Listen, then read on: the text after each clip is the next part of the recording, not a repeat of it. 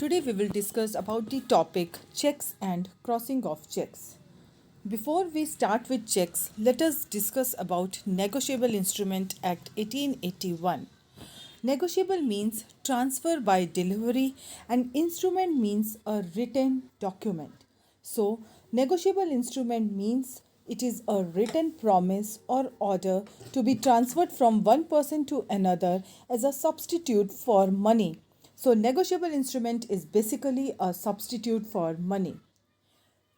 There are three types of negotiable instrument: promissory notes, bills of exchange, and check. Under promissory notes, there are two parties, maker and payee.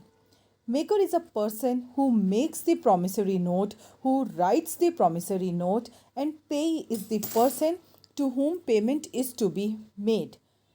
Bills of exchange. Under bills of exchange, there are three parties: drawer, drawee, and payee. Drawer is a person who makes or writes bills of exchange, and drawee is a person who is directed to pay the amount or money. Payee is the person to whom payment is to be made. Check. Check is a kind of bills of exchange which is drawn upon a banker and is always payable on demand. Like bills of exchange, under check also there are three parties: drawer, drawee, and payee. Drawer, same like in bills of exchange, is a person who writes check or who signs a check.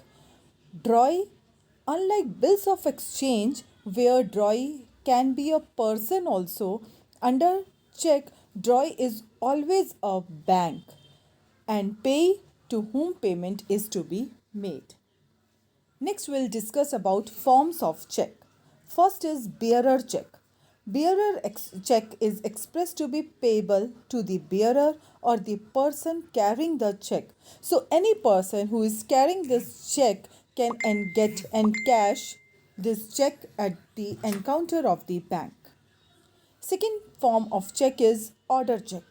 Order check can only be issued to the person whose name is mentioned on the check. Bank check background to check bearer's identity. Third form of check and the most famous type of check is crossed check. This means a one which can be collected through the banker. Amount is directly deposited to an account with a bank and no encashment over the bank counter is made. Let us discuss about the open check and cross check. We'll discuss the difference between open check and cross check. Open check means which can be encashed across the counter of the bank, whereas cross check means no payment across the counter of the bank is made. Under open check, any finder can get the check encashed, but under cross check, direction to payment only through the bank is made, so a finder cannot get this encashed. Open check is liable to risk. It can be stolen or lost, but under cross check, two parallel transverse lines with or without words are made to protect against risk. Under open check, there is no protection of wrong payments and interest of the owner, but under cross check, it provides protection and safeguards the owner of the check. There are three modes of crossing: general crossing, special crossing, and restrictive crossing. General crossing means the check bears across its face an addition of two parallel transverse lines and or the addition of the words and company or not negotiable between them. In general crossing, the paying bank will pay money to any banker, but no payment is made over the counter at the bank. Under special crossing, check bears across his face an addition of the banker's name with or without the words not negotiable. The paying banker will pay the amount of check only to the banker whose name appears in the crossing or to his collecting agents.